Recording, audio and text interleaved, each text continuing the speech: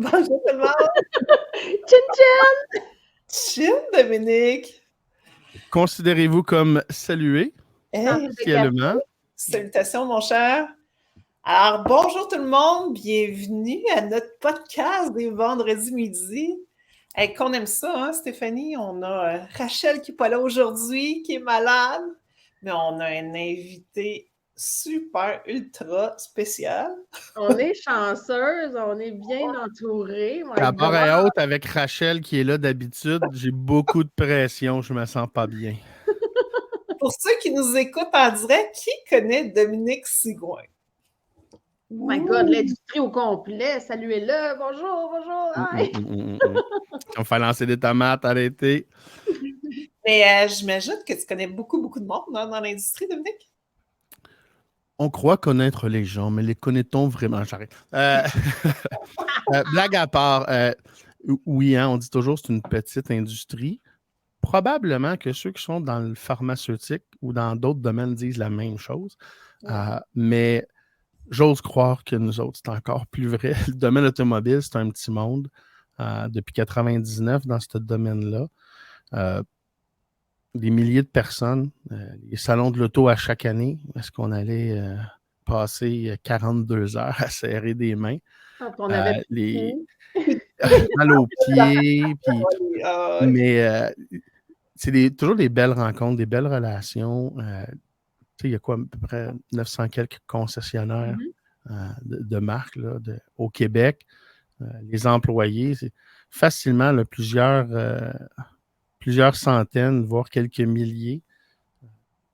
Et c'est le fun de se retrouver, que ce soit avec les virtuels, avec les rencontres, avec les podcasts, mais on a très hâte aussi en présentiel. On se le souhaite dès l'an prochain.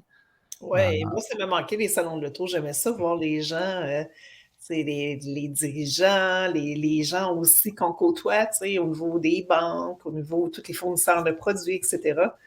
Fait que c'est le fun, le petit VIP qu'on a avant que démarre vraiment le vrai salon de l'auto. Il est vraiment le fun à faire.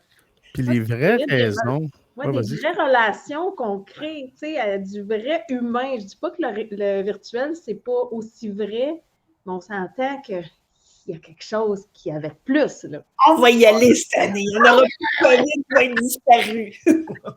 Ça va être, on va avoir des kiosques de câlins. Ça va être le Purel Party. Non, mais ce que ça a fait réaliser aussi, je pense, c'est encore plus, je pense, la raison pour laquelle beaucoup d'entre nous, on demeure dans cette industrie de fou-là, qui est l'industrie automobile. C'est ces gens-là. Puis je pense que les relations... Parce que, tu sais, ce qu'on fait de l'enseignement, que ce soit du marketing, la formation, peu importe, on peut faire ça dans tous les domaines. Il y a des besoins dans tous les domaines. Mais il y a quelque chose dans l'automobile. Je pense aussi, puis hein, c'est un des sujets qu'on jase ces derniers temps, l'espèce de mission, l'objectif commun qui commence à se dessiner avec justement tous ces gens-là. Exact, parce que si je t'invite aujourd'hui, Dominique, c'est parce que... Rachel n'est pas là, je viens de l'apprendre, c'est correct. Non, parce qu'il va y avoir comme plusieurs invités spéciaux dans les prochaines semaines. Puis, quand Rachel n'est pas là. Ceux qui t'invitent vraiment à venir dans notre podcast, c'est des gens qui ont la même mission que l'Académie Coaching Elite, qui est vraiment de rendre le monde de l'automobile meilleur. Ouais. On veut vraiment arriver à faire en sorte de créer la nouvelle ère des conseillers en vente, des directeurs financiers, de l'équipe de direction. Nous, à l'Académie, c'est ça qu'on veut arriver à créer, autant du niveau débutant jusqu'au niveau expert. Puis la nouvelle ère des gens qui travaillent dans l'automobile, bien, pour nous, c'est des gens qui travaillent avec beaucoup d'intégrité. Oui. Des gens qui sont ultra professionnels, qui savent, qui ont développé des compétences au niveau relationnel, au niveau vente, au niveau qui ont des belles compétences, qui ont des belles connaissances. Puis plus on fait en sorte qu'on développe ces compétences-là puis ces connaissances-là, bien, plus on n'est pas obligé de faire des niaiseries pour vendre puis aller chercher du profit. Fait que si tu as été invité, Dominique, c'est parce qu'on sait que toi aussi, ces valeurs-là sont importantes pour toi. C'est parce que tu as fini avec niaiserie juste avant la phrase. J'ai eu peur pendant de... Oui, bien... Un n'empêche pas l'autre, Dominique. Écoute, je disais à la blague, je vais me faire lancer des tomates. Il ne devrait pas trop avoir de tomates parce que justement, dans les 20 quelques années dans l'automobile, je peux le dire, c'est la place publique, j'ai jamais arnaqué personne pour une scène. Le mensonge, n'importe qui peut me défier, puis j'ai la conscience tranquille. Ben ça fait en sorte probablement que le réseau de contacts qui grandit, puis les nouvelles relations, parce que quelqu'un te présente quelqu'un. On le fait de plus en plus, hein, les gens qui ont comme des belles valeurs se tiennent de plus en plus ensemble. Les gens qui cherchent à, excusez-moi l'expression, mais crosser le système, crosser les clients, ben, ils se tiennent de plus en plus ensemble, ça se parle. OK, comment je peux faire pour que le client s'en rende pas compte? Puis c'est quoi, Geneviève, un point tel que je deviens un peu déconnecté des fois, puis je le réalise quand que, bon, que ce soit les affaires qui sortent ou des fois j'entends des nouveaux stratagèmes ou je suis probablement un peu dans mon petit monde de licorne avec mes beaux clients que j'adore puis que j'aime d'amour. Puis mes amis, mes collègues, l'environnement, ben, c'est probablement des gens qui sont transparents puis qui visent l'excellence puis la transparence puis que ce soit agréable. Quand il y a des affaires de même qui surviennent, je me surprends à être surpris. Vous avez une minute. Ça existe encore. Peut-être que c'est de moins en moins présent. C'est ce que j'ose croire.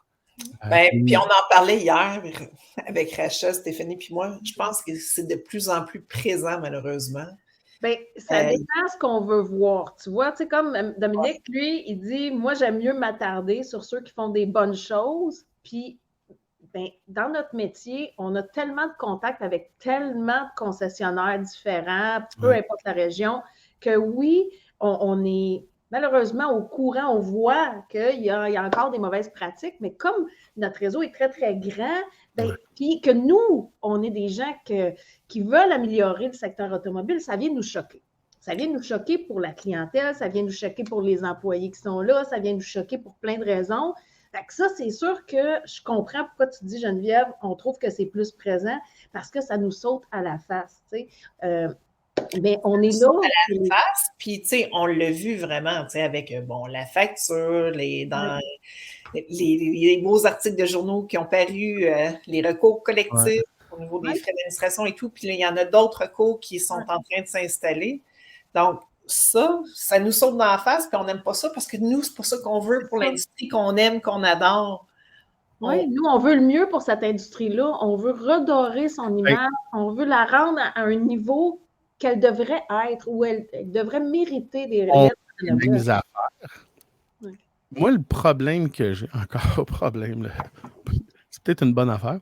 Tu sais, quand il y a à peu près 900 quelques concessionnaires au Québec, je les connais pas tous. C'est quoi le pourcentage qui ont des pratiques douteuses? J'ai pas le goût d'embarquer là-dedans. Je vais dire pourquoi j'ai pas le goût d'embarquer là-dedans, parce que ça va être que des jugements de valeur puis de perception. Puis là, moi, je peux te donner un chiffre, puis ma perception, elle peut être très erronée par rapport à la réalité si on faisait l'ensemble. Parce que moi, là, dans les 900 quelques concessionnaires, ben les 200-300, admettons que je suis plus près. Fait que mon échantillonnage, elle serait très biaisé. Fait c'est pour ça que je ne veux pas embarquer là-dedans. Il y en a trop, de toute façon. Il y en a trop. Ouais. Mon objectif, moi, au-delà du nombre, c'est est-ce que c'est en diminution? Puis je pense que si l'industrie, puis il y a de plus en plus de monde qui parle, tant mieux les consommateurs aussi font valoir. Et je pense que la prochaine étape, c'est un peu ça que l'OPC a comme sous-entendu dans le reportage à la facture, c'est que la prochaine étape, ils vont perdre le droit de vendre des véhicules. Et je crois fondamentalement que lorsque ça va arriver, là, le dernier coup peut-être de nettoyage va se faire en termes de pratique, puis de OK, là, on a fermé les yeux un peu, mais là, c'est plus tolérable. C'est plate à dire, mais je souhaite pas ça à personne, mais si c'est ce que ça prend pour l'électrochoc, pour passer le message, ben je le souhaite pour le bien de l'industrie. Puis, tu disais aussi tantôt, là, Steph, que les gens que vous rencontrez, l'échantillon justement que vous avez, quand je parle avec des employés dans d'autres concessions, je reçois un peu cet échantillon-là de « Hey, on m'oblige à faire ça » ou peu importe, je suis en ligne ou pas avec ce que mon patron, j'ai encore moins cette réalité-là parce que dans ma clientèle, mes 8 à 10 clients par année que je vais choisir, mais je choisis les propriétaires puis les DG. Bien souvent, c'est de là que ça part. Puis, je ne suis pas embauché, mettons, par un directeur, puis qu'après ça bloque en haut. Fait que souvent, moi, je vais être embauché par un propriétaire ou un DG qui a compris qu'il veut qu'il y ait de l'avance. Ouais, fait que c'est pour ça que... Un coup que la direction a fait, regardez, ici, je veux que ça marche droit, le contrôleur va être averti, puis il ne peut pas en avoir des niaiseries qui se font, tu sais. De toute façon, le contrôleur, il sait tout, il est toujours au courant, il dit, l'autre, il dit c'est correct. Es-tu sûr? Mais toi, tu dirais quoi, Dominique, mettons, un employé là, qui vit des choses pas cool et qui n'aime pas ce qu'il doit faire? Okay? Il n'est pas à l'aise avec les pratiques de sa concession. Je me déguiserais en, tu sais, là, les affaires gonflables. Là. Non. Ben simple. Pour moi, puis tu sais, il n'y a pas d'excuse, change d'emploi. Change d'endroit. Peut-être pas d'emploi, mais si tu travailles dans un concessionnaire, puis ça m'est déjà arrivé dans une ancienne vie, puis je n'aimerais pas à quelle étape, mais je travaille pour un concessionnaire, puis il y a une pratique X qui est des frais d'administration. Je ne suis pas à l'aise avec ça. Ben, c'est ce qui a fait que je suis parti de cette entreprise-là. Est-ce que j'aurais pu venir qu'à avoir des parts? Ouais. J'ai pris puis ça s'est fait un peu instinctivement. Je suis un peu innocent à l'écoute de mon intuition puis de mes émotions féminines. Mais je pense que tout le monde devrait faire ça.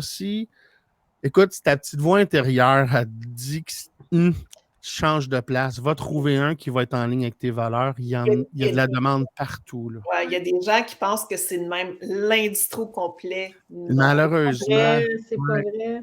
Tellement pas ça. C'est un petit échantillonnage, comme je dis, j'ose le croire. Ouais. Puis, tu sais, si aujourd'hui, tu es conseiller, tu es conseillère, tu es FNI, aviseur, esthétique, mécanicien, peu importe ton poste, à la réception, peu importe. Tu t'es fait vendre de quoi dans l'entrevue, tu arrives sur place, puis tu te rends compte que les pratiques sont contre tes valeurs. Donne ton 2 semaines, pars pas en sauvage, arrête pas de rentrer un matin sans aviser, prends tes responsabilités. Puis, je te dirais même de l'exprimer dans la raison de ton départ. Ça pourrait peut-être même aider l'entreprise. Des fois, tu sais, une entrevue de départ ou un électrochoc, hey, Christy, elle n'a pas tard, c'est vrai. Fait que, n'acceptez pas ça. Et je pense que ce que ça va faire aussi, c'est que les bons employeurs, les bons propriétaires, les bons opérateurs vont croître. Oui, ils vont avoir des très bons employés, en tout cas. Plus, là, on va être une grosse gang, puis on va en parler. Plus on va être une grosse gang à vouloir la même chose, à vouloir comme plus d'intégrité, à vouloir une façon de faire avec les clients qui est correcte, qui est vraiment d'offrir un service à la clientèle juste soir. Plus on va être de gens à vouloir ça, bien, plus aussi on va attirer des bonnes personnes dans l'automobile. Tout à fait. Parce que présentement, je m'en vais-tu là-dedans? Pas sûr. C'est vrai. Attends, pas sûr. C'est zéro attrayant en ce moment. On se dit les vraies affaires. Puis là, il y en a qui n'aimeront pas ça, mais c'est zéro attrayant comme environnement pour les jeunes. Puis je parlais avec un des propriétaires. On parlait de culture d'entreprise, marque employeur, on est là-dedans. Je réalise. Puis là, c'est comme... là, je disais, attends, quand tu avais 19 ans, t'aurais-tu travaillé pour un boss comme toi, un type d'organisation comme toi? Il dit jamais de la vie. Ouais. Ça part de là. Oui. Mais c'est ça. Moi, j'ai l'impression que plus on va comme travailler de plus en plus droit, qu'on va avoir des bonnes pratiques, plus aussi on va mettre d'emphase sur la formation parce que c'est pas normal, la formation, ce qui se passe au niveau FNI. Tu peux avoir une formation 2 jours, puis OK, je suis FNI. Je m'excuse, mais c'est pas une formation de 2 jours qui va faire en sorte que tu vas être FNI. Notre formation, elle dure pas loin de 3 semaines. Puis encore là, tu sais, c'est limite, on a mis vraiment comme toute la base. Quasiment, tu as ton permis. Là, tu peux pratiquer, mais tu vas prendre de l'expérience, puis arrête pas d'apprendre après ça. Mais si on fait en sorte que c'est des métiers qui sont beaucoup plus valorisés, qui sont beaucoup plus encadrés, il y en a beaucoup plus qui vont vouloir rentrer là-dedans. Ben là, c'est-tu l'œuf et la poule? Parce que là, sais-tu, si on met des normes, des certifications, puis il y a une espèce d'unification dans l'industrie où est-ce qu'on dit que tel conseiller en produits, esthétique, mécanicien, je veux dire, il y a des classes pour les mécaniciens. Ouais. Combien de temps faire une formation de mécanicien? j'ai aucune idée, je ne veux pas donner de chiffre, mais moi, je pense qu'on parle d'un an et demi. c'est comme, tu sais, ça n'arrête pas, c'est des années pour avoir jusqu'à maître tech. Oui, tu as raison. Il y a tellement d'échelons, puis là, ça va avec l'équité salariale et tout ça. Mais si on avait la même chose dans les autres postes, plus encadrés, est-ce que c'est ça qui attirerait les nouveaux candidats, la nouvelle génération? Ça prend plus que ça. Attends, je m'excuse parce que là, j'avais une autre idée qui partait, mais je reviens. Et où est-ce qu'on essaye d'attirer ces jeunes-là, puis c'est avec eux qu'on crée ces règles-là? Tu sais, quand je dis l'œuf ou la poule, c'est est-ce qu'on a besoin de faire ces certifications-là pour être plus attrayant, pour attirer? Moi, je pense que oui, malheureusement, parce que là, on n'est plus attrayant. Là. Non, on n'est plus attrayant. Il faut se réinventer, il faut redevenir agréable et sexy à convoiter comme secteur. Mais moi, je me pose une question. Tu sais, un concessionnaire, admettons, qui a des mauvaises pratiques. Bien, des mauvaises pratiques sont là pour une raison. La raison, souvent, c'est parce que c'est l'appât du gain. On veut faire des sous, on veut faire plus d'argent. On a peur de, bon, exemple, cette année, on vend moins de véhicules en volume, là, et tout. Et là, on essaie de trouver des solutions à droite et à gauche. Des fois, c'est dans la zone grise pas mal, tu sais. Moi, je me questionne, est-ce qu'on pourrait remplacer ça de cette peur-là par de la connaissance, comment faire pour faire des beaux profits en étant transparent. Parce que je suis désolée de vous l'apprendre, mais c'est possible de faire des profits dans une entreprise automobile sans passer par des pratiques qui ne sont pas intégrées. Ça, Stéphanie, je pense que c'est même reconnu. Ce n'est pas un secret de polichinelle. Puis même quand on est consommateur, les bons clients, c'est les plus payants. Les clients satisfaits, ceux qui payent plus. Puis tu parles à un plombier, un électricien, n'importe qui. Le plus que tu fais un deal, le moins que tu as de satisfaction puis de reconnaissance. Puis le plus tu charges ta vraie valeur, le plus tu es reconnu puis il y a de la satisfaction. C'est partout la même chose. C'est vrai comme ça. C'est vrai. Mais des fois, c'est un manque de connaissances parce que quand je regarde, OK, si vous ne financez pas, ben, ça va vous coûter 1 500 $ de plus. Vous êtes obligé de prendre tel produit. Pour vrai, on peut faire autant d'argent, mais en ayant comme juste plus de connaissances pour vraiment conscientiser le client que c'est peut-être pas la bonne affaire, mais ça marge de crédit, même si c'est 3 % plus bas. Je vais te dire, je ne suis pas d'accord avec toi. Je voulais essayer de trouver un point pour être d'accord. Attends, je vais étirer peut-être là pour être d'accord, mais non, mais là, on parle de l'employé. Le problème, pour moi, la source, c'est la direction. Toujours. C'est le leadership. Donc, je crois que avant de montrer à nos professionnels à faire des belles transactions avec de l'argent, parce qu'encore là, moi, je crois que si tu fais juste être cool avec le client puis le servir, tu vas faire de l'argent. Ça va être un win-win. Ah oui, vraiment. Moi, je crois à ça. J'ai fait ma carrière là-dessus. Je n'ai jamais eu l'argent comme objectif. J'en ai toujours eu plus que j'en demandais. Je crois à ça fondamentalement. Mais je ne pense pas que notre problème à la base est là. C'est en haut. Ouais. La journée que les propriétaires vont comprendre la valeur à vie d'un client, la journée que les propriétaires vont comprendre la valeur de leur data, de la donnée, des informations, la valeur de leur clientèle, puis de la relation, puis de l'entretien qu'ils auraient dû faire avec cette clientèle-là, ils ne vont plus avoir des pratiques comme ça. Ouais. Quand tu as un propriétaire qui est juste pour le bottom line, puis l'appât du gain, qui est dans l'immobilier ou qui s'en sac de l'automobile, peu importe les réalités que des employés peuvent vivre, l'employé, il va être jugé sur la performance, sur... Je reviens à ce qu'on disait tantôt, change de place l'employé. Ouais. Va te mettre dans une bonne place, puis là, comme tu dis là, après ça, j'en viens, on va pouvoir lui donner de la formation pour améliorer l'expérience client, puis la valeur à vie du client. Mais c'est bien souvent, je pense là, qu'on rame contre le courant parce que le propriétaire en haut, puis des fois le DG aussi, que le plan de paye est pas mal relié avec ça. Ouais. Puis on travaille en bas, puis on met le double effort. Puis les résultats ne sont pas là. Il peut y avoir un peu d'impact, ça c'est certain, mais les plus gros résultats, c'est quand ça fait comme la gravité, là, que ça part d'en haut puis ça descend par en bas. Cette semaine, j'ai même entendu un truc qui m'a choqué, qui disait il faut le plus possible éliminer la location pour les clients parce que c'est plus payant de faire des financements actuellement. Là, j'étais, écoute, sans connaissance, parce que tu sais, Dom, hein, moi, la location, j'aime ça d'amour. Mais Puis je trouve que moi, c'est je suis un vieux de la vieille. Ça fait trop longtemps que je suis sorti des dealers parce que moi, dans ma tête, la location, c'est la meilleure affaire de fidélisation. Mais Oui, je c'est suis ça. connecté, je C'est ça. m'excuse. Peut-être qu'on est trop old school pour ça, parce qu'avoir un portefeuille équilibré, moi, j'appelle. C'est que c'est pas tout le monde qui a des avantages à aller en location, puis c'est pas tout le monde qui a des avantages à aller en financement, mais sacrifice, tu peux pas dire on va imposer une méthode de financement. Puis là, les répercussions dans 4-5 ans, ouch, ouch, ouch, ouch, ouch, parce que là, c'est ça. Fanny, c'est exactement ce qu'on disait. La journée que le propriétaire va comprendre la valeur à vie du client, Ouais. au lieu du bottom line, du ponctuel, mais ça s'enseigne-tu, ça?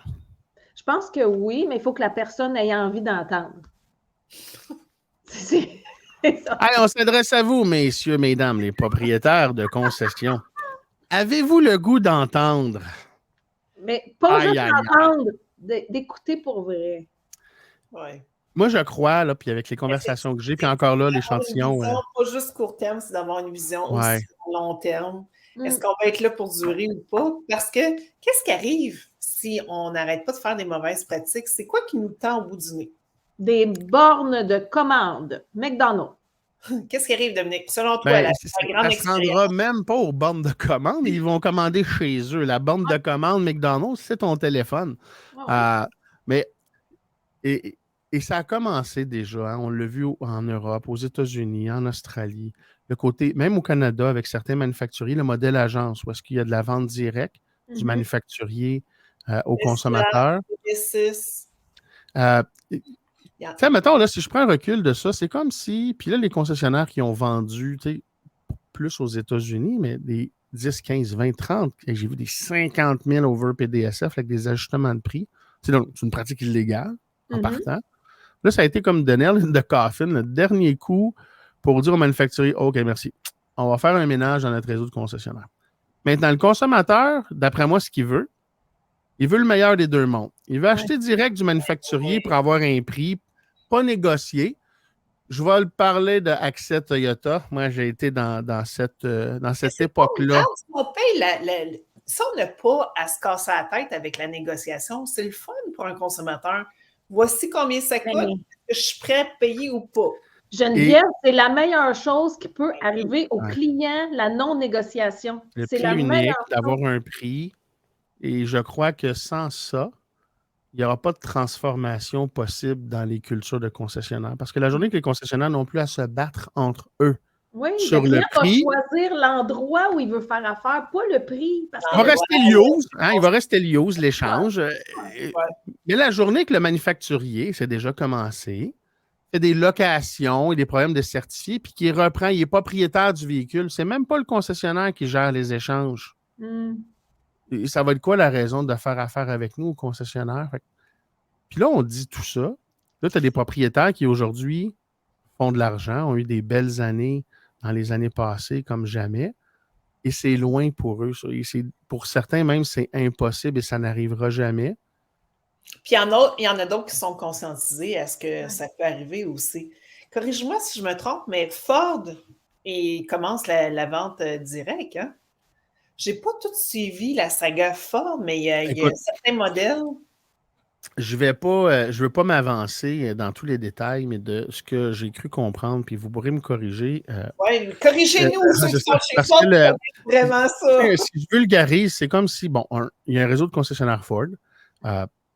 Il y en a trop, ils veulent faire une épuration. Fait que, d'après moi, c'est un peu ça. Mais là, il y a trop de concessionnaires.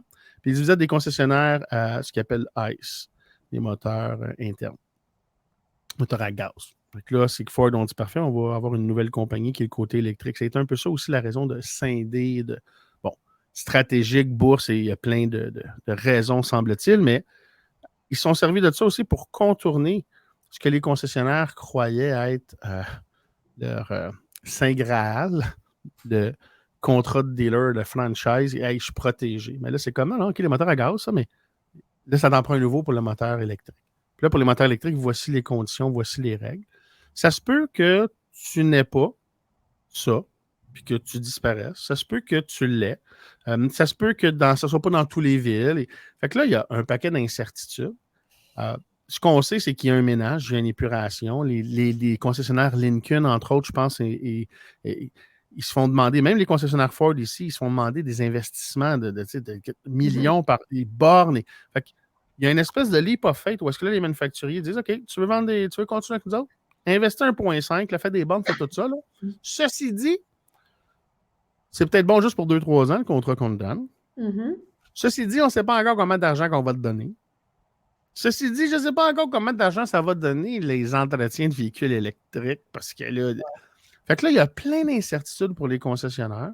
Puis les manufacturiers qui ont le gros bout du bâton disent, ben voici les conditions, embarquez-vous ou pas. Il y a d'autres manufacturiers, puis je ne les nommerai pas. Non, mais il y a des bons manufacturiers, puis au Québec, au Canada, qui ont des relations avec leurs concessionnaires, puis eux, ils ont compris qu'ils ne pourraient pas faire sans leur réseau de concessionnaires. Il y a, puis vous le savez, hein, dans les manufacturiers, là, que ce soit les Japonais, les Coréens, Asiatiques, populaires, luxueux, name it, américains, il y a des relations très différentes entre les réseaux de concessionnaires et les OEM. Fait que je crois qu'on va peut-être vivre même, je veux dire, des deux extrêmes, des manufacturiers qui vont tranquillement ou rapidement se détacher du réseau pas du réseau de concessionnaires, mais qui vont avoir la vente directe. Volvo, si je ne me trompe pas, qui au Canada arrive avec un modèle comme ça, puis c'est la vente directe, c'est un prix, les consommateurs commandent, puis choisissent le concessionnaire. Et il y en a d'autres qui vont peut-être... Il y a des modèles hybrides, donc il y a les deux possibilités. Avec prise de livraison, regarde, ça va prendre des points de livraison. Moi, tu vois, là, je crois que la bonne recette, ça va être le manufacturier qui va écouter le consommateur. Et le consommateur veut probablement ce que tu viens de dire, Steph, le choix. J'aimerais ça acheter direct de mon manufacturier ou j'aimerais ça acheter avec mon concessionnaire parce que c'est un pick-up. J'ai 26 configurations puis d'affaires différentes. Puis j'ai besoin d'un expert. J'ai besoin. Mais tout ça, le point commun, je crois que c'est le prix unique. La journée où ça va arriver. Puis pas le prix unique over PDSF de 10-25 000. Non. Ben, tu sais, c'est un peu... Je veux dire, je m'achète ma souris Logitech, là. Hein? Elle est 129, admettons, là, que je l'achète n'importe où, elle est 129. Best Buy ou Amazon ou Bureau en gros, peu importe où est-ce que je vais l'acheter. J'ai-tu un problème avec ça? Au contraire, ça fait mon affaire. Maintenant, je vais magasiner la Logitech versus une autre marque ou une autre marque. Ça va être la même chose avec les manufacturiers automobiles. Consommateurs, et c'est là, puis on le sait, hein, les compacts sport utilitaires ou les berlines, les prix, là, hein, ça se tient tous les manufacturiers depuis des années. Le marché est très compétitif, les features, les options. Tu vas rarement avoir deux manufacturiers qui compétitionnent dans un créneau, puis un, il part à 18, puis l'autre à 24. Là. C'est pas ça, là. Fait que, offrons les choix aux consommateurs, donnons un prix unique, enlevons tout, ben pas tout, il va rester l'échange, mais enlevons une grosse partie de ce qui est désagréable puis qui cause toutes les problèmes. Parce que là, les clients sont méfiants de venir en concession, tu sais, surtout quand on entend plein de trucs. Attends une minute, j'aime ça ce que tu dis là. Puis là, moi, je tapais sur mon industrie la semaine passée. Mais là, après ça, j'entends les reportages sur les épiceries. Puis les fixations de prix. Puis attends une minute, là. Dans tous les domaines. Tu sais, là, on s'entend quand même que l'automobile n'a pas une belle réputation. Dans tous les sondages, on arrive dans la cave. Savez-vous pourquoi je crois? Puis je vais le dire. Si on parle, là, il y a un paquet de métiers, puis je ne commencerai pas, mais là, tu sais, il y a ça qui est dans l'actualité en ce moment, mais il y a beaucoup de domaines où est-ce qu'on le sent, où on le sait comme consommateur. L'essence, peu importe. Je crois que l'automobile, c'est celle qui a la plus mauvaise presse.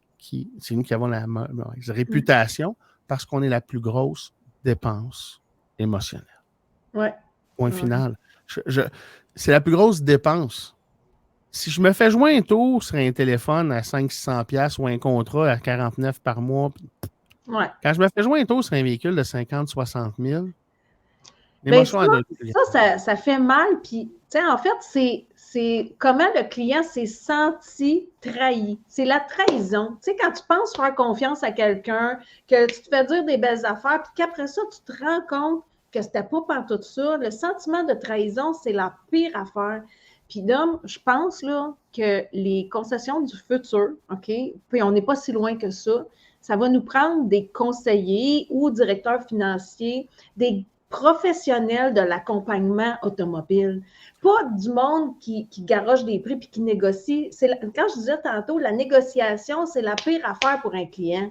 C'est là où chacun, tu sais, son bord de... C'est la pire affaire pour le conseiller aussi. C'est la pire affaire pour tout le monde. Il y a personne. Bon. C'est pas bon parce que de toute façon, quand il y a une négociation, ils peuvent te partir le prix plus haut pour te donner l'impression que tu as gagné quelque chose. Fait que c'est pas vrai. C'est pas vrai que la négociation, c'est une bonne affaire. Il n'y a personne qui perd de l'argent, là. Soyons honnêtes, là. T'sais, alors, quand ton prix est fixe, puis quand c'est PDSF, il me semble que c'est rassurant. Moi, je serais confortable avec ça. Je négocie pas ma pinte de lait quand je vais chez IGA, moi. Puis je suis bien contente de la payer. J'espère. Tu sais que tu payes 2 piastres de plus qu'un autre. On vote pour les bonnes pratiques aussi. C'est vraiment une chose qu'on prône beaucoup. Puis on vote pour plus de formation. On parle de tout ça comme prix unique. C'est certain qu'au niveau de la vente de véhicules, c'est ça. Mais après ça, au niveau de tout ce qui est directeur commercial ou même conseiller technique après ça, ça prend des réglementations, ça prend de l'arranglement, ça prend de l'encadrement, pardon. Encore là, avant que des joueurs externes viennent réglementer, est-ce que nous ne pourrions pas le faire nous-mêmes comme industrie, puis se donner des standards qui vont être plus agréables pour tout le monde? Parlons justement de ça. Parlons de E2FM. Entrevue fin de mois. Parce qu'on a eu des belles discussions sur ton site. Oui, on a fait assez de plugs. Oui. Écoute, c'est pas compliqué, là. C'est quoi la mission? C'est tout ce qu'on parle depuis tantôt, parce que depuis 99 dans l'automobile, puis déjà en 2001, j'avais comme compris qu'il fallait que je collabore avec un vendeur qui était chez Honda parce que c'était souvent ma Corolla puis la Honda. Puis là, je m'étais dit, je suis aussi bien de collaborer avec lui, puis le client va triper encore bien plus. Si le client magasine entre les deux, puis tu as comme deux compétiteurs qui disent, on va. 24 années plus tard, en 2 fins de mois, je veux regrouper l'ensemble du tiers 1, tiers 2, tiers 3, l'ensemble de l'industrie automobile, les manufacturiers, les concessionnaires, tous les employés du concessionnaire, les corporations. Explique pour ceux qui ne savent pas, c'est quoi le tiers 1, tiers 2, tiers 3? Yes. Tiers 1 qui va être les manufacturiers, les constructeurs. Tiers 3 qui vont être les concessionnaires automobiles. Puis le tiers 2 qui est les peddlers. Comme nous autres dans le milieu. J'avoue que tous les fournisseurs de produits, services, les partenaires, l'ensemble de l'industrie, c'est un peu comme les concessionnaires, ça marche en silo. Ça, c'est une chose. Ce que je veux faire avec entre 2 fins de mois, c'est que je veux nous réunir. Tu sais, entre 2 fins de mois, là, c'est qu'on va se réunir entre 2 fins de mois pour prendre une pause, se déposer, échanger, apprendre, s'éduquer, se performer, puis après ça, aller rejumper dans la fin de mois. Au Québec, le village gaulois qu'on est en Amérique du Nord, c'est tellement particulier. Tu vas au Canada anglais, aux États-Unis, tout le monde se partage les trucs et bonnes pratiques. Tu vas avoir les directeurs marketing de groupes. Hey, le nouveau telle affaire avec Facebook ou telle affaire avec Google, nouveau produit, on a essayé ça, ou notre agence nous a offert ça. Il y a une collaboration puis un partage parce qu'ils ont comme compris comme un peu eux autres, entre guillemets, contre Google ou contre Facebook. Mais ici au Québec, c'est pas ça, hein? Personne. Mon Dieu, c'est chacun sa petite affaire. Faut pas que j'en parle. Je garde mes trucs. Regardez le secret de la cachette. Recette magique. Ouais. Unique au monde. Fait que là, ce qui se passe, là, c'est que les bien penseux que nous sommes, avec nos recettes uniques magiques, chacun dans nos coins, a essayé de déjouer les gros joueurs, admettons, comme come on! Donc, entre 2 fins de mois, on va juste comme, hey, ceux que ça leur tente de devenir meilleur avec le partage et les connaissances, c'est un peu ça. Je veux regrouper, ça ne sera pas un répertoire des fournisseurs du Québec. Je vais constituer, j'appelle ça une espèce de squad team, peut-être comme une affaire de super-héros. Il va y avoir des gens comme vous, des collaborateurs qui offrent des produits et services pour l'industrie. Puis c'est des gens que j'ai spécialement sélectionnés. c'est des gens que je connais dans l'industrie depuis des années qui font les bonnes choses pour les bonnes raisons, qui sont vraiment là pour avoir un win-win avec un concessionnaire, qui ne sont pas là pour siphonner le concessionnaire dans toutes les opportunités d'y tirer des scènes. Fait qu'il y a une espèce de petite gang comme ça, qu'au fil du temps, on parlait des contacts avec les années. Fait que là, ça fait un réseau. Mais ça prend des concessionnaires avec la même vision aussi, avec Les concessionnaires, c'est ceux qui sont le plus durs à embarquer. Puis, là, je suis en train de me demander si c'était dans un podcast ou un article. Je pense que c'est dans un article que j'ai écrit dans Affaires automobiles où est-ce que je disais, dans l'industrie, là, ceux qui semblent le moins actifs pour se préparer, puis c'est les concessionnaires. Ceux qui sont le plus proactifs à vouloir trouver des solutions, travailler, puis justement bâtir cette industrie de demain-là, c'est les providers, c'est les fournisseurs de produits et services. Ouais. Donc là, on est comme chacun dans notre coin. Les manufacturiers, on ne sait pas trop ce qu'ils font. Ils nous disent jamais de toute façon. Même nos promotions, à minuit 50, on le sait c'est quoi. Puis, t'as les concessionnaires qui sont quasiment statu quo puis qui attendent. Puis là, depuis des années, il y a plein de gens que je connaissais, puis des passionnés, puis hey, OK, attends une minute, on va juste regrouper tous ces gens-là. Fait qu'on va créer une communauté. Je veux donner de l'information. Fait qu'il va y avoir plein de ces collaborateurs-là qui font des podcasts, qui écrivent des articles. Tout ça va être accessible gratuitement. Fait qu'on va héberger plein de podcasts, d'articles, de contenu, audio, vidéo, le plus d'informations possible pour donner, je veux dire, de l'éducation, donner de la matière, justement, rassembler toute l'information qu'on peut puis la partager en français au Québec, avec notre réalité aussi. Parce qu'il y a beaucoup ça va être où, ça, Dominique? Où est-ce que les gens peuvent aller se nourrir? Dans un dépanneur près de chez vous. Depuis 1 an et demi, c'est supposé d'être en ligne. Donc, je suis en train de finaliser l'embauche. Je vais faire finir le site. Tout s'en vient. Il y a le site web. Je ne veux pas donner le URL. On va le donner bientôt. On va avoir un soft pre-launch. Il y a la boutique. On va vendre le café. On s'en vient avec le café officiel de l'industrie. Fait que là, attention à tous ceux qui... Y avoir goûté, il est délicieux. Ouais. Je ne veux pas dire que c'est un café haut de gamme, mais je vais le dire parce que dans les... J'ai fait le tour des torréfacteurs québécois, puis j'ai sélectionné celui qui avait comme la méthode la plus, je veux dire, ancestrale, ancienne, torréfaction lente italienne. C'est de la très haute qualité. On ne fera pas une grosse scène avec ça, mais c'est juste pour vous donner une idée de ce qu'on veut développer. En vendant le café, par exemple, tu es un conseiller, tu es un FNI. Avant d'aller au dealer, tu vas te faire ton café à la maison. Fait que tu vas arrêter d'acheter des cafés en chemin. Ça va te coûter moins cher. Les profits qu'on va faire avec ça, 1/3 des profits, on va les remettre pour la Fondation du Salon de l'Auto de Montréal. Un autre tiers des profits, on va les remettre pour la Fondation du Salon de l'Auto de Québec. Puis l'autre tiers des profits, on va remettre ça à notre fondation. Blague à part, on va remettre ça dans le fonctionnement de la communauté pour donner encore plus de contenu, de formation, d'information. On va donner une voix aussi aux corporations, les différentes corporations. Tu sais. Puis là, je peux saluer Yann et le féliciter en même temps. Yann, qui est le nouveau président de la CCAQ. Qu'on va peut-être avoir sur le podcast. Ah, ben je vous le souhaite. Moi, j'ai eu le privilège de l'avoir là, dans le podcast justement de 2FM. On a commencé à faire confirmé, il faut juste que je le reconfirme, mais en principe, on l'a le 18 novembre. Tu vas triper parce que, tu vois, Yann, entre guillemets, puis la Corpo va venir, dans un certain sens, collaborer avec nous parce qu'ils ont la même vision de l'excellence pour l'industrie, ce renouveau-là. Donc, il y a des corporations, il y a beaucoup de concessionnaires qui sont dans cette belle énergie-là. Nous, on va s'assurer d'avoir... C'est le fun de voir comme les gens là, qui veulent comme vraiment mieux travailler, vraiment être droit, vraiment... Même au niveau des accréditations, il y a des trucs qu'on va faire pour faire... Écoute, c'est un peu ça, puis on a plein de projets, mais si, admettons, on est 15-20 partenaires et fournisseurs là, du Québec là, qui offrent des produits et services dans différents... On collabore ensemble. Il va y avoir le manifesto qui va s'écrire, il va y avoir un code de déontologie, la façon de fonctionner. Puis là, les privilèges puis les avantages pour tous les concessionnaires qui vont avoir chacun de ces fournisseurs-là, il y a tous les avantages inhérents à la collaboration. Fait que ce mouvement-là est en train de se positionner à tous les niveaux. Il va nous rester les manufacturiers embarqués en cours de route.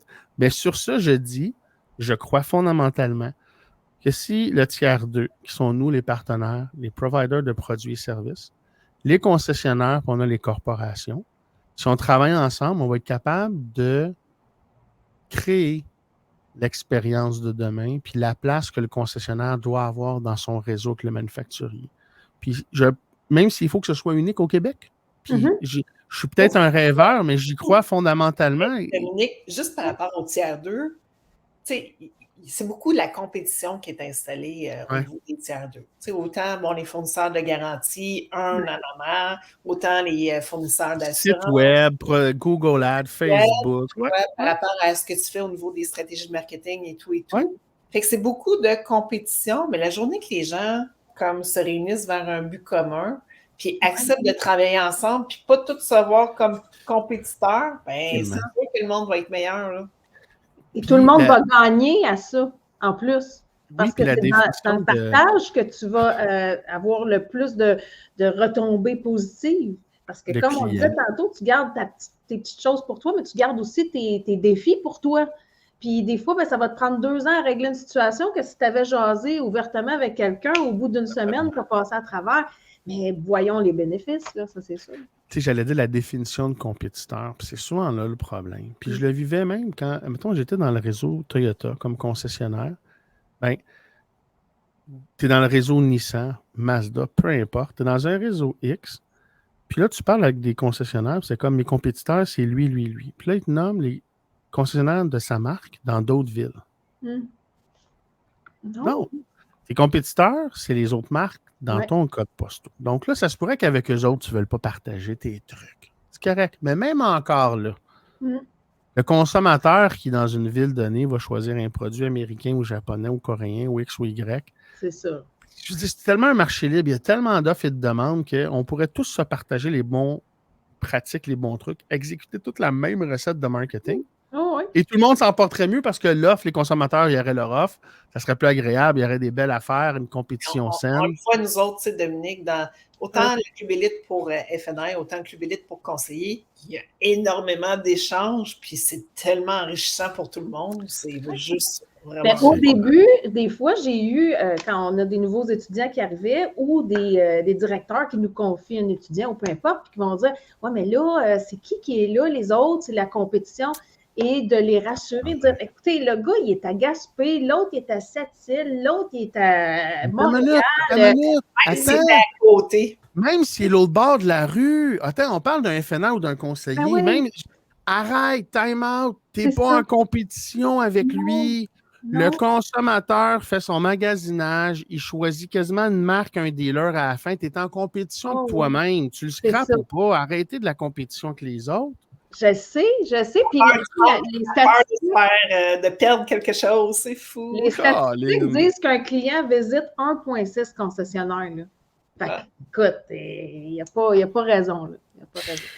Puis, je pose une question, peut-être. Je sais que tu as un fil, mais je vais juste poser une petite question avant parce que les gens dans ton groupe, justement, qui avaient cette crainte-là, que ce soit les conseillers ou les FNR, après coup, là, ils doivent en parler, dire hey, c'était-tu ridicule d'avoir cette crainte-là? Oui, parce que là, ils trippent bien raide. Ils ont compris la force du groupe, la puissance. Tu sais, quand on dit une nouvelle entité, tu as plusieurs personnes, puis il y a l'identité de groupe, là, et cette identité de groupe, Dominique-là, elle fait des miracles, des miracles.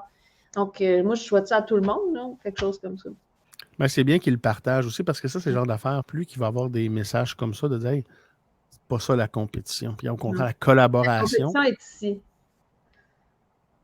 Oui, c'est ça. J'ai pas beaucoup de compétition. Je voulais justement qu'on parle de Noavic Consultant. Parce que, bon, c'était supposé d'être ma première question. Ça mange quoi l'hiver? Tu vois bien qu'on a fait les bonnes affaires pour les bonnes raisons. Oui. Noavic Consultant, c'est ma compagnie que je parle jamais. C'est ce qui amène le pain et le beurre pour la famille. C'est ma compagnie de consultation. Modèle d'affaires, je vais avoir à peu près max une dizaine de clients par année. Puis mes clients, j'ai le privilège qu'on se choisit. Et ils me renouvellent, ça continue, c'est du beau bonheur. C'est des accompagnements sur 1 an. Je les accompagne. Quand je vulgarise, parce que je fais un petit peu beaucoup, c'est assez large, un peu comme le chef d'orchestre. Avec tous les fournisseurs. Fait qu'ils ont un paquet de fournisseurs, comme concessionnaire, ils ont un écosystème qui est très varié avec plein d'instruments. Je m'assois avec le propriétaire, les DG, la direction pour, faire de l'éducation, qu'ils comprennent. On comprend un peu c'est quoi aujourd'hui, l'écosystème, l'expérience client, peu importe les éléments. Un coup qu'on a compris ça, on décide qu'est-ce qu'on veut faire. Puis après ça, on va dire, voici les fournisseurs, voici l'harmonie, voici la symphonie, la chanson qu'on va jouer.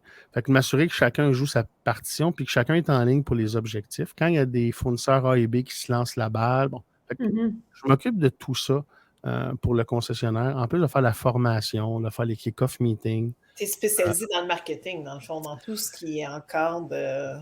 Marketing, oui, c'est le terme sac fourre-tout. Est facile parce que je vais faire beaucoup d'expérience client, de psychologie. Il y a beaucoup de formation, puis de training, puis de coaching avec les employés. Oui, il y a de la technique. On va, par exemple, parler des Google Reviews. Bon, puis pourquoi, qu'est-ce que ça donne? OK, pourquoi c'est bon? Un peu de SEO, les Google Business Profile. Fait qu'il y a un peu de connaissances. Puis après ça, tu sais, pourquoi tu devrais les faire sortir? Puis comment tu devrais les faire sortir? Tu devrais faire sortir le Google Review avec ton nom.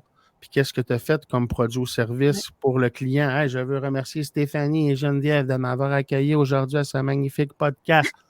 Là, quand les gens vont chercher les mots, de faire toute cette éducation-là et l'objectif très pur et transparent d'offrir la meilleure expérience au client, la valeur à vie du client. Fait que chez des concessionnaires que j'accompagne aussi beaucoup au niveau de la loi 25, je fais un gros travail à ce niveau-là d'une affaire qui est plate à mort, mais qui est obligée. Toute la prise de conscience de la data avec la loi 25.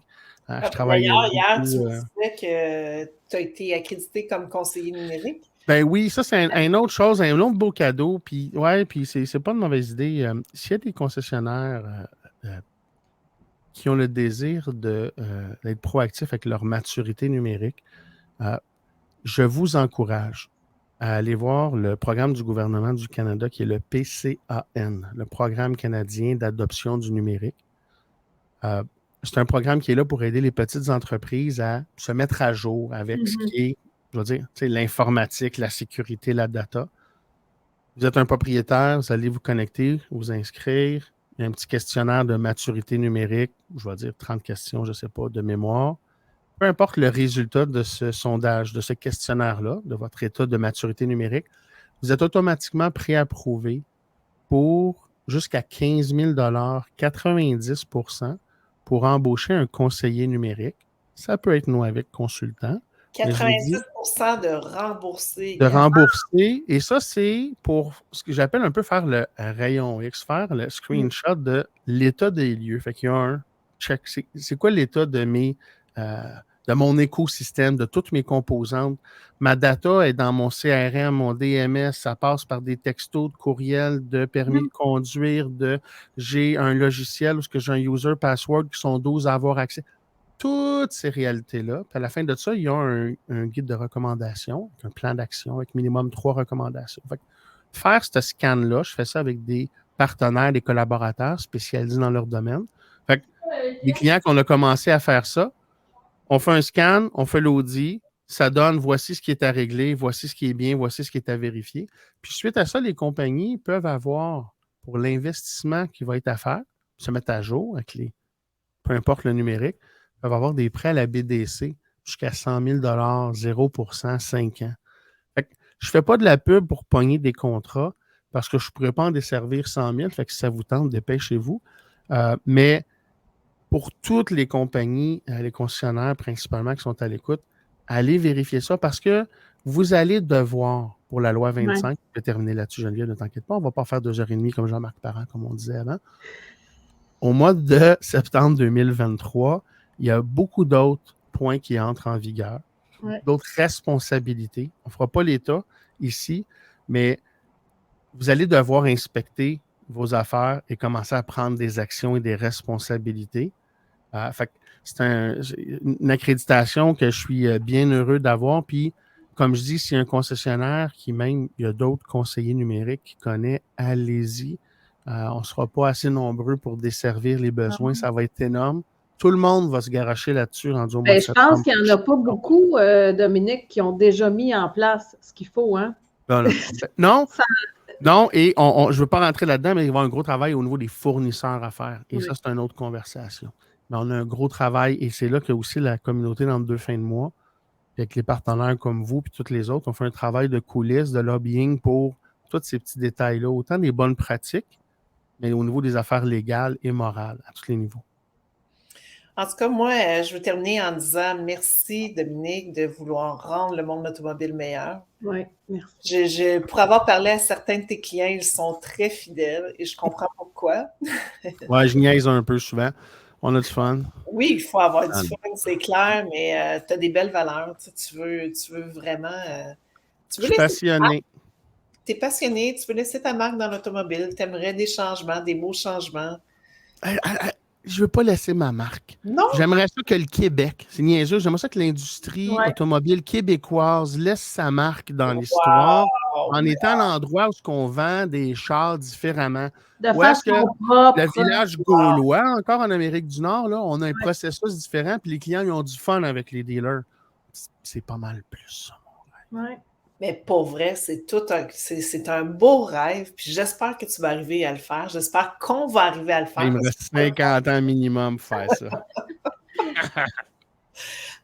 Pour ceux qui nous écoutent, qui rêvent de la même chose que nous, qui rêvent que le Québec, l'industrie automobile québécoise soit différente d'ailleurs, puis que l'expérience client soit vraiment extraordinaire, puis qu'on travaille avec full intégrité, qu'on ait des vrais professionnels dans l'industrie, puis qu'il y ait des gens intelligents qui veulent se joindre à cette industrie-là, et etc., etc. Tu sais, il y a plein de choses qui viennent avec ça.